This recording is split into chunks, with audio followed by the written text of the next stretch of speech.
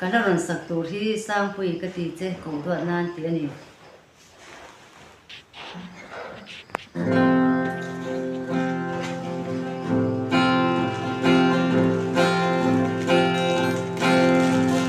bazuk thi ral tiang ram ka ti len na loi thi nu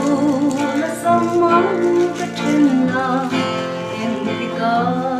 sui lung hoa